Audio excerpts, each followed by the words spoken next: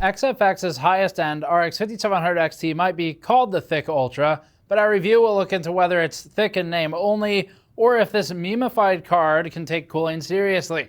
With all the plastic embellishments, the meme of a name, and the $450 price point, this entire card's existence seems mismatched and dichotomous. It's got the professional look and the high-end price point, but the name of something that you'd expect to find on AliExpress. As the most expensive 5700 XT we've bought or received yet, today we'll tear into the XFX THICC for thermal performance, cooler quality, build quality, and positioning versus competition. And this one is going to be interesting. Before that, this video is brought to you by Power Color and the RX 5700 Red Dragon. When we reviewed the Red Dragon variant of the RX 5700 non-XT, we found it to be capable of strong noise-normalized performance with good thermal characteristics. The Red Dragon's dual V-BIOS gives options for further tuning and profiling with a price point close to reference despite the significantly improved cooler. Buy the RX 5700 Red Dragon with its dual axial cooler at the link in the description below. The XFX THICC, it's been made fun of since it was announced. We started calling it the Thick Boy, and it seems everyone's followed suit in that. We've seen that name everywhere now. So thank you for spreading that.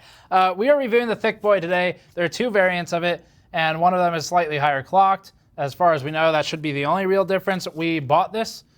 We have not bought the other one, but we bought the highest end one because we figured if the cooling solution works on that, it'll work really well on the lower end one. And if it doesn't work on this, it doesn't matter because the frequency is not that different anyway. So this is what we're looking at. You can see it's chromed on the bottom side, and it's got a very business-like look on the front. Something different from a lot of the more gamer-y cards out there. And that's what is appealing to a lot of people. But we don't really care about looks all that much on this channel. What we care about is, does it actually work well? I can do that because I paid for it. Stop complaining. So we're going to be looking into the thermal performance today. We have a separate teardown that'll be going live, but we have the heart of the teardown in here to talk about why the performance is the way it is, because you might be asking some questions when you see it, as opposed to the name and the heatsink. And then the teardown will have a bit more information still that you should watch anyway, because we do go into a bit more depth there. But let's get into the thermals. We're gonna do noise normalized stuff first. We'll go through auto noise levels, auto thermals. We'll go through noise levels, and then frequency response, PWM, fan response, stuff like that, and talk conclusions. This chart shows noise normalized performance for all cards, all set to 40 dBA at a 20-inch distance to test for cooler efficiency. Starting with our Nitro review, we also started marking the V-BIOS GPU power target for each device as sustained during power virus workloads. As stated previously, it's no longer good enough just to noise normalize. We also have to account for power as best we can, as this affects the thermals of the GPU. With a 210 watt V-BIOS loaded for the default settings, the XFX THICC manages to be the worst on the chart for GPU junction temperature outside of the reference design. As a reminder, we bought this card for $450. So this performance is dispiriting to see as a consumer at best, especially when compared to Sapphire's assiduous efforts with the much cheaper Pulse or similarly priced Nitro Plus. Just like its name, the XFX RX 5700 XT THICC cooling solution is a meme. The results place the THICC at 89.6 degrees junction, while at 40 dBA, demonstrating inefficiency in cooler design as compared to cards of similar size. We've seen this in the past, like with Zotac's biggest of generation GTX 1080 Ti that we reviewed on loan from a viewer. The Nitro Plus pulls 10 watts more than the XFX THICC in this test, and still manages to run cooler at 82.7 degrees junction temperature. Maybe things improved for GDDR6 and VRM thermals, so let's get those charts on the... Nope. No improvement. No improvement in the stack hierarchy. The Thick Boy remains as much of a joke as its name, placed at 90 degrees Celsius for GDDR6 thermals with a 210 watt V-BIOS loaded, locked to approximately 1540 RPM for 40 dBA in our test environment. At 90 degrees, sticking this card into a hot case, that'd be most on the market if you watch our case reviews, would easily push ambient temperature into the 30s for internal case ambient versus our 21 degree test environment outside of a case, open air. This change alone would get you north of 100 degrees Celsius for GDDR6 temperature, which has a safe usage range somewhere between 105 and maybe 115 degrees Celsius, according to our contacts close to manufacturing, though it's not been firmly defined to us. That is the range we've been given. The bigger point, though, is that such an expensive card with an in-name only thick heatsink is allowed to perform so comparatively poorly to its competition. At present, based on these results, there's not much reason to buy this beyond looks or memery for the XFX THICC Ultra. We should next look to auto-controlled results to see how the XFX THICC Boy compares when left to control its own fan speeds. The card spins faster and louder than what the other cards have that we've tested, ending up with a stock, unmodified performance that looks theoretically better. Here's the thing though, it's not actually better by any measure of performance or design. It's only better because it's blasting fan speeds harder than the stock VBIOS profile of the other cards, and so it's brute forcing its way to the top. The THICC has a lower GPU temperature target than the others, but that doesn't mean the cooler is better. It just means that the cooler works harder to achieve similar performance. We'll look at the noise momentarily to help illustrate this dichotomy between how the design looks and how the numbers perform. The silent VBIOS with a 190 watt power budget ends up at 79 degrees Celsius junction, requiring an 1800 RPM fan speed to pull it off, while the 210 watt VBIOS ends up at 81 degrees junction with a 2130 RPM fan speed. That fan speed change, obviously, is why the temperature remains roughly the same while increasing power throughput to the core. Finally, the add-on VBIOS available via the XFX website, dubbed Ultra High by their naming, places at 93 degrees Celsius junction and runs at just 1934 RPM when averaged at steady state, but with the same power target as the default VBIOS. XFX is all over the place here, but the only reason it even begins to look competitive in this chart is because of its much more aggressive fan speeds. That doesn't mean the design is good, just that the VBIOS runs louder to achieve the same thing. GDDR6 thermals are also advantaged here, again, thanks to the faster fan speeds, though they run hot with the oddly configured ultra-high VBIOS with its less aggressive fan curve. We'd advise against downloading this VBIOS from XFX, and, well, buying the card in general, but at this point we should probably take a closer look at what's going on with the card.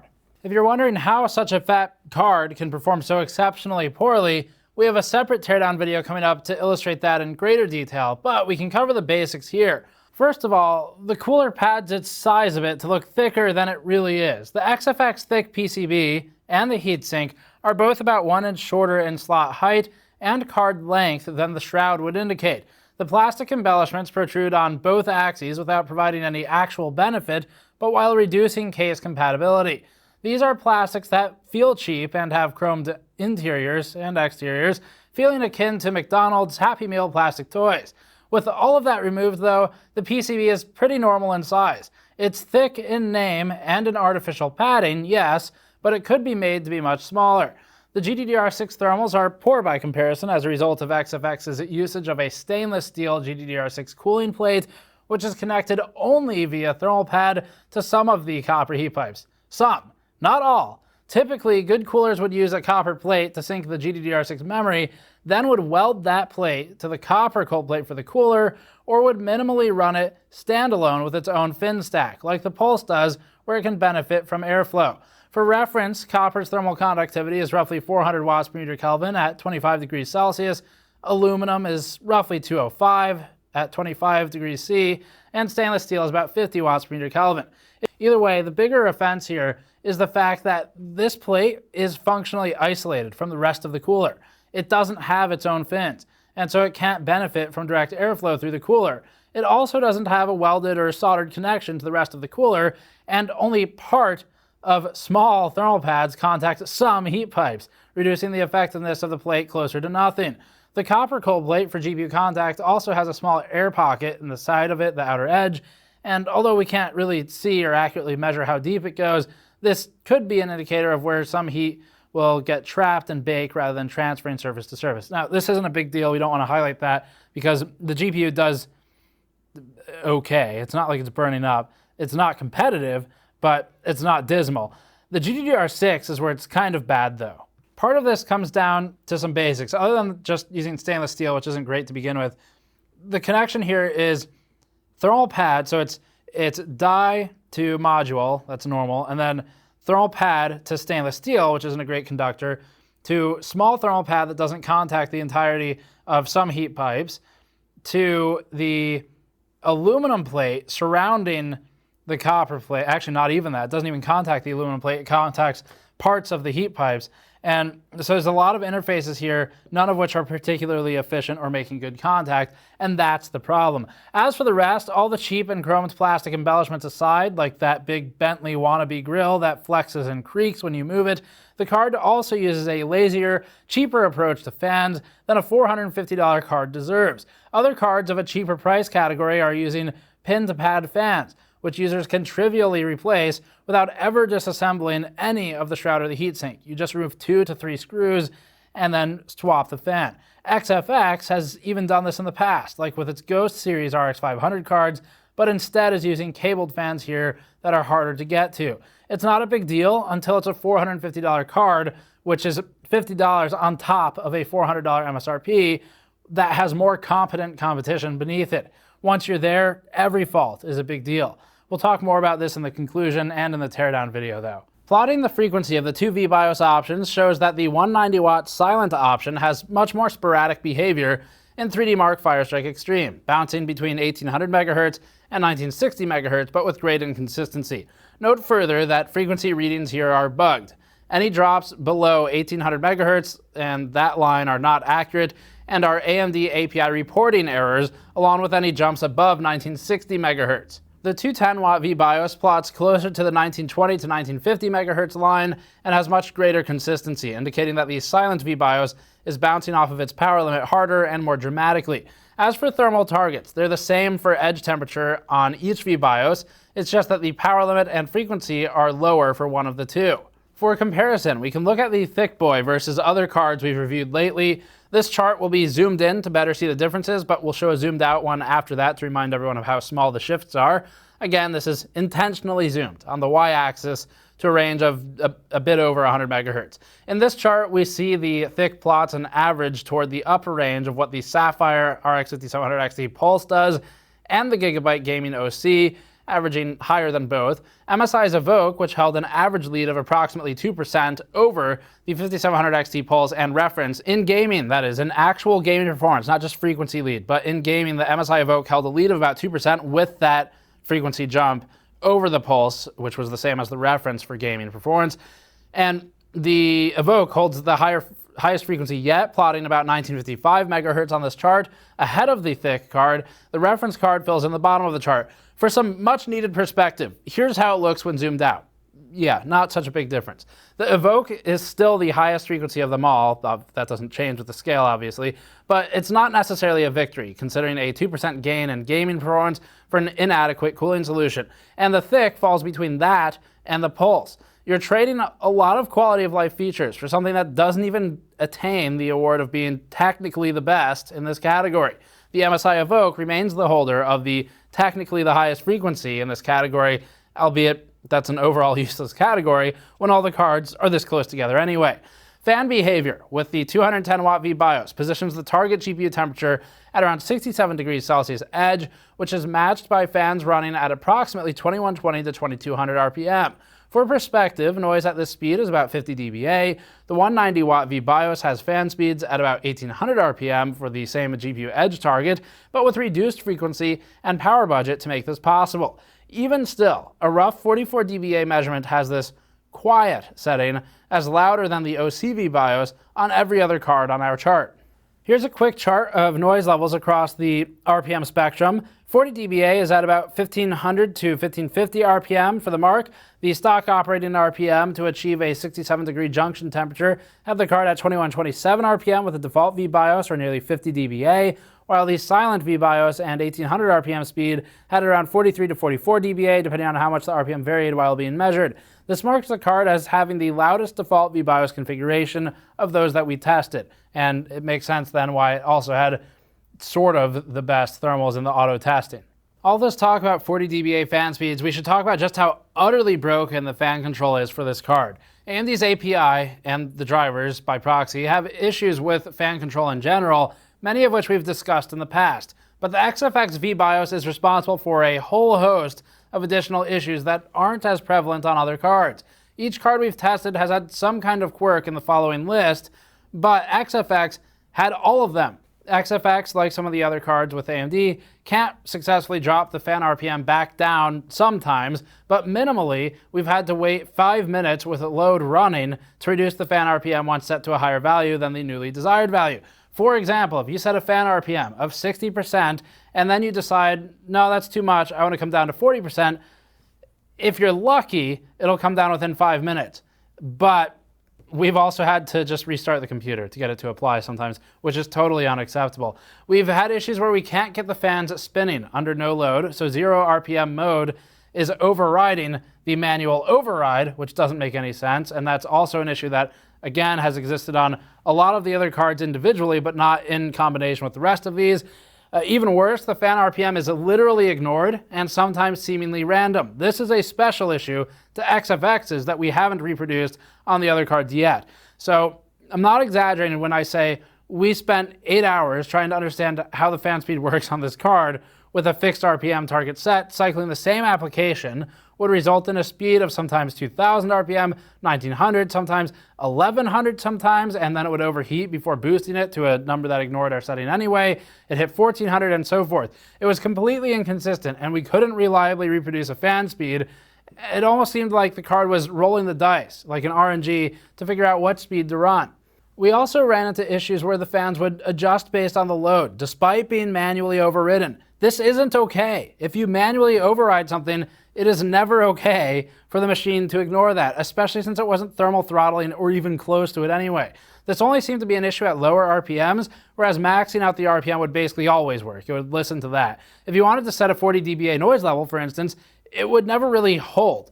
So next issue, while doing noise testing from 30% to 100%, and we have to increment, we can't test it downwards because then the fan speed doesn't lower, but we noticed that the fan RPM would set to a fixed RPM at each interval.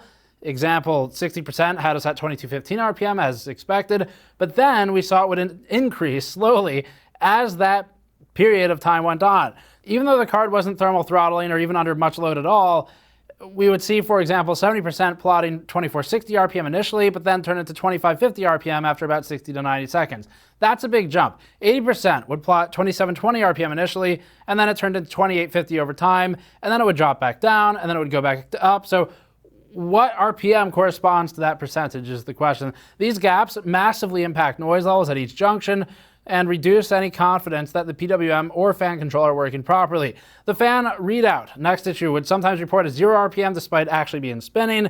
And then finally, this one is an AMD API issue that exists on almost all the cards.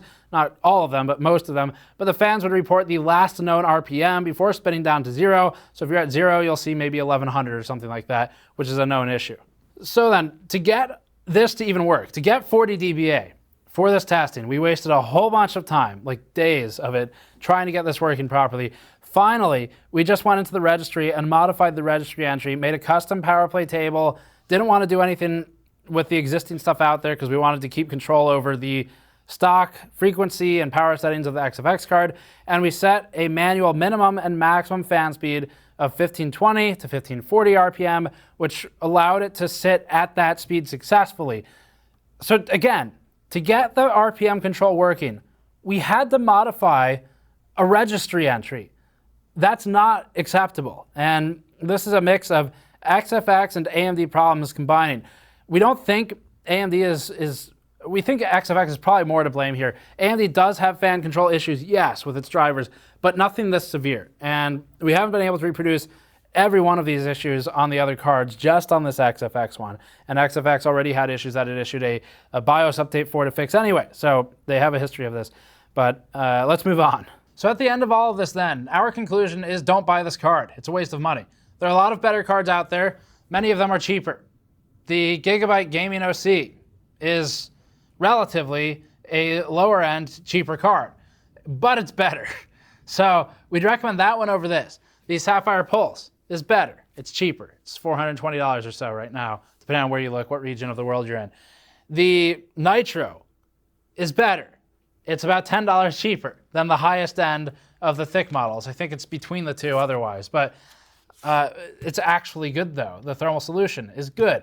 Now, the Nitro does have one downside in that its auto VBIOS isn't aggressive enough. So the fans run quieter than they should, and that means the thermals are higher when auto. But when you noise normalized, it did have the best cooler in terms of cooler efficiency and efficacy out of the ones that we've tested so far. And again, that's the highest end we had tested until theoretically today, the Nitro. That's supposed to be the class where you're going, you know what? It's technically the best out of all the ones below it, but it's not necessarily worth it. And in this instance, the THICC makes the Nitro look incredibly worth it, even though something like the Pulse is completely usable, or the Gaming OC completely usable at a lower price. This makes the Nitro look very reasonably priced and also highlights how good it truly is. And there's plenty of other cards out there too. We haven't looked at the ASRock ones yet. We have one coming in. We haven't looked at the Asus one yet. But from the cards we've looked at, we know enough to say that this isn't worth it. Even the Evoke was doing better in a lot of instances than this one was. Gaming performance, we didn't show charts for it, but you can look at our Evoke OC review and see the gaming charts for that. This one will fall between the Evoke and the Pulse. The Pulse matches the reference card for gaming performance. So it's really quality of life features, as we've said before, that you get with these aftermarket cards. The Evoke gives you about 2% extra gaming performance and FPS average, and this will be somewhere between 1.0 and maybe 1.8% more FPS average than the reference or the XT Pulse cards. So that's not really that important. Overclocking, they're all the same. It's the variable there is the memory, and the silicon you get, it's a lottery, unless it's a binned guaranteed card, which none of these have been thus far. So then, why would you buy the THICC? Well, you would buy the THICC basically for the looks, and that's about it. It is, it's needlessly large. The actual cooler height comes out to be significantly taller. It's about the same height as the Sapphire Nitro with the cooler, but the PCB is much shorter. And the length of the card is significantly larger with the cooler as well. And it's not actually cooling more. It's just plastic pieces of shroud on the sides and the top that do literally nothing for design, not any beneficial thing. So it's needlessly large, and it doesn't perform particularly well, and it's too expensive for how it performs. So we could kind of let it get away with all these things if it were a $410, $420 card, but it's not. And the lower tier model is not going to be worth it either. So that's our review of the THICC. The conclusion is, unless you really, really like the look of it, and you can sacrifice some additional space in your case for it, don't buy the card. There are a lot of better options out there, and not only are there numerous better options, those options are significantly improved in several ways. The V-BIOS on this thing alone, fighting with it, compounding the AMD fan issues with the XFX ones, was a total nightmare. So separately, if you're someone who likes to have, if you're either neurotic about noise or you have specific things you want in a fan profile, definitely don't buy the card. But yeah, not worth it. A lot of better things out there. We bought it, and if I were a consumer, I'd be upset with the purchase versus the other options on the market. But I'm a reviewer, so I can look at it and go, well, whatever. It's a video, and that's my job, so it works for me, but I wouldn't recommend it for you. That's going to be it for this one. Thank you for watching. Check out the teardown for a bit more details on it, and subscribe for more. Go to store.gamersnexus.net to pick up a shirt like this one, or our mod mats or toolkits. Go to patreon.com/gamersnexus for the newest behind-the-scenes video. I'll see you all next time.